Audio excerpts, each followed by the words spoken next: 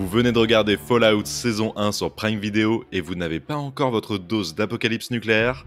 Ça tombe bien puisque je vous ai préparé 5 séries et films à voir si vous avez adoré Fallout. Vous êtes attiré par l'idée d'une société recluse dans des bunkers, Fallout vous a conquis, alors Silo est fait pour vous. Oubliez la menace nucléaire. Ici, les habitants sont persuadés que la surface est mortelle. Mais l'espoir persiste et une rébellion gronde contre la vérité manipulée. Menée par l'ingénieur rebelle joué par Rebecca Ferguson, la série Silo est un thriller futuriste qui tisse savamment le mystère tout au long de la saison 1. Il n'y a pas de réponse toute faite ici, mais plutôt des indices distillés au fil des épisodes qui nous poussent à nous interroger, est-ce que le vrai danger se cache à l'intérieur ou bien à l'air libre? Pour résumer, c'est un thriller captivant dans un monde souterrain angoissant, une intrigue subtile qui vous tiendra en haleine à chaque épisode, des personnages attachants et complexes et une réalisation impeccable. La série est parfaite pour les fans de récits post-apocalyptiques, ceux qui aiment les mystères à tiroir, les amateurs de thrillers psychologiques et évidemment les abonnés à Apple TV+ en quête de nouvelles sensations. On continue avec Tchernobyl, un drame glaçant basé sur la catastrophe nucléaire terrifiante. Sorti en 2019,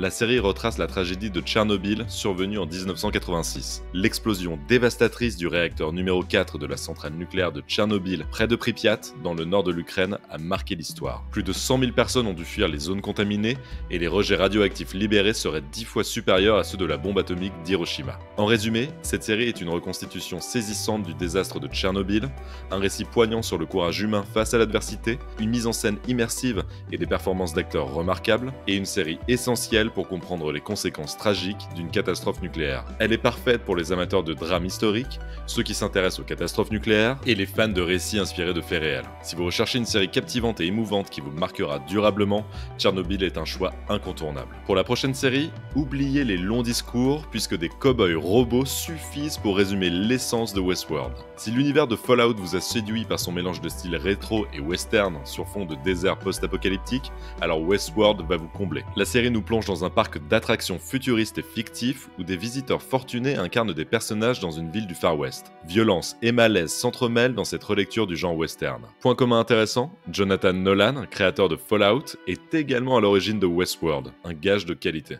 Mais Westworld ne se limite pas qu'aux fusillades. La série explore aussi des thématiques profondes, comme jouer à être Dieu, la définition de l'être humain et le carcan du libre arbitre. Si elle est moins bourrée d'action que Fallout, elle impressionne par son ampleur et son sens du détail qui va ravir les fans de sagas post-apocalyptiques. En résumé, Westworld, c'est un parc à thème futuriste peuplé d'androïdes cow-boys, un cocktail explosif de western et de science-fiction, des réflexions philosophiques sur l'humanité et la liberté, et une série riche et captivante pour les amateurs d'univers complexes. Elle est parfaite pour les fans de l'univers de Fallout, les amoureux de western revisités et les amateurs de science-fiction cérébrale.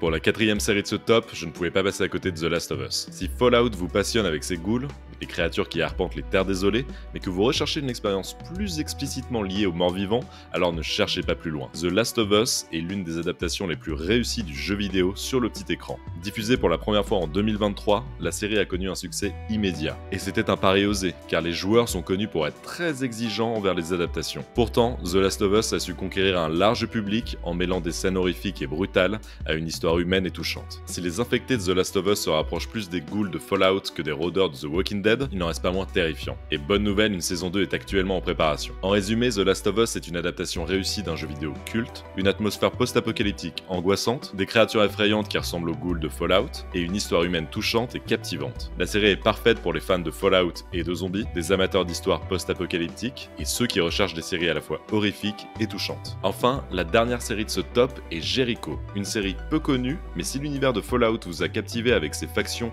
luttant pour survivre après une apocalypse nucléaire, alors Jericho est l'une des séries pour vous. On y suit les habitants de Jericho, une petite ville du Kansas, confrontée aux conséquences d'une attaque nucléaire massive sur les États-Unis. L'histoire débute par l'apparition d'un inquiétant champignon atomique au-dessus de Denver. On pense d'abord à un accident, jusqu'à ce qu'un adolescent diffuse l'enregistrement d'un appel téléphonique de sa mère à Atlanta, interrompu par une explosion. La preuve tragique qui révèle la dimension nationale de la catastrophe. À ce moment-là, Jericho se retrouve isolé. Coupure d'électricité, Absence de communication, le chaos est présent partout. Et on va alors suivre une micro-société essayer de se reconstruire. Alors pourquoi voir Jericho si vous aimez Fallout? Puisqu'il s'agit d'un récit centré sur une communauté qui tente de reconstruire sa vie après une apocalypse nucléaire, l'exploration des difficultés liées à la survie, à l'instar des personnages de Fallout, la gestion des ressources et la prise de décision cruciale pour l'avenir de la ville, et un questionnement sur le devenir de l'humanité face à un tel cataclysme. En résumé, Jericho est une série captivante sur la résilience humaine et la reconstruction d'une société en ruine, l'exploration des thématiques chères à Fallout, la survie, la gestion des ressources et le leadership, et c'est enfin un univers post-apocalyptique réaliste et angoissant.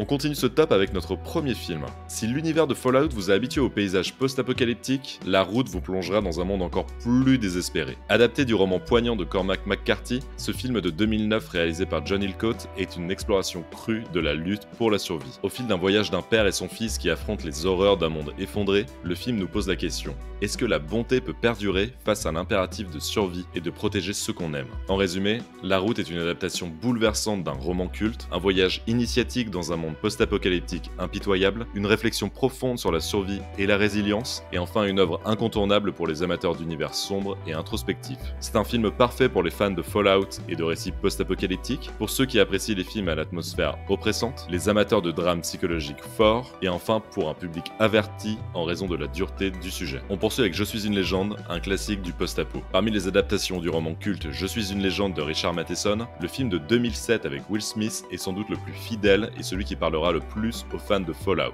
Le film explore brillamment la difficulté de vivre en solitaire à long terme. Voir le personnage de Robert Neville, interprété par Will Smith, tenter de maintenir une routine de vie normale au milieu du chaos est une expérience à la fois captivante et troublante. Le film plaira aux fans de Fallout puisqu'on y suit un protagoniste solitaire qui lutte pour sa survie, comme le joueur dans les jeux Fallout, un monde dévasté qu'il faut explorer et piller pour se ravitailler, et enfin une réflexion sur l'isolement et la reconstruction d'une existence dans un univers hostile. En résumé, Je suis une légende est une adaptation réussie d'un roman de science-fiction mythique, une histoire de survie captivante portée par Will Smith en pleine forme, une exploration des dangers physiques et psychologiques de l'isolement, et un film incontournable pour les fans de Fallout et d'univers post-apo. Et comment parler de post-apo sans évoquer Mad Max, et notamment Mad Max Fury Road, le successeur spirituel et quasi reboot de la saga Mad Max. Dans le film, Max Rokatansky, désormais incarné par Tom Hardy, est capturé par le tyrannique Immortan Joe, seigneur de la citadelle avec sa horde de fanatiques Warboys. Et c'est dans cet enfer qu'il croise l'impérator Furiosa,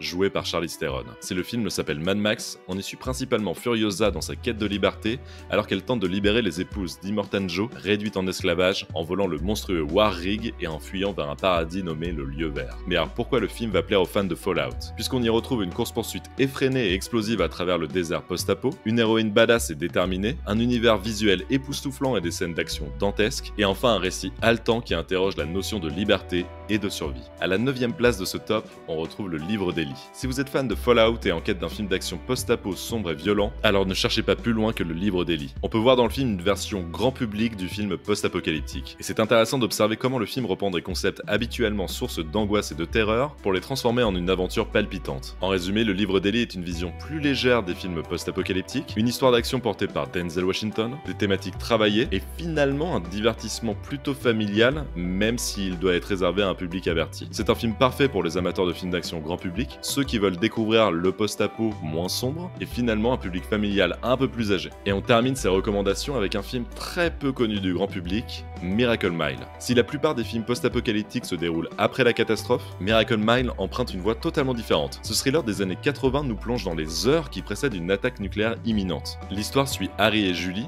deux inconnus qui vont tomber amoureux, mais leur idylle naissante est brutalement interrompue par un étrange coup de fil. Une voix annonce une attaque nucléaire imminente qui ne laisse qu'une heure à la ville de Los Angeles avant d'être détruite. Harry se retrouve alors dans une course effrénée contre la montre pour retrouver Julie avant qu'il ne soit trop tard. Malgré son ambiance très 80s, le film propose une atmosphère empreinte de paranoïa nucléaire des années 50. Des voitures américaines au diner typique, Miracle Mile convoque le charme d'un âge d'or qui n'est pas sans rappeler celui de Fallout. Alors pourquoi cela va plaire aux fans de Fallout? Puisqu'il s'agit d'un thriller nucléaire haletant qui se déroule avant l'apocalypse, on y trouve aussi une histoire d'amour contrariée par la menace d'une destruction imminente, une ambiance rétro envoûtante et une réflexion sur la peur de la guerre atomique, et enfin il s'agit d'une pépite méconnue du cinéma des années 80 à découvrir. Et toi, est-ce que t'as d'autres recommandations à faire après avoir regardé Fallout? N'hésite pas à mettre en commentaire les films, les séries, les jeux vidéo et les livres qui te font penser à Fallout, et pour soutenir la chaîne c'est très simple, il suffit juste de mettre un pouce bleu, de t'abonner et de suivre nos prochaines vidéos. Salut à toutes et à tous!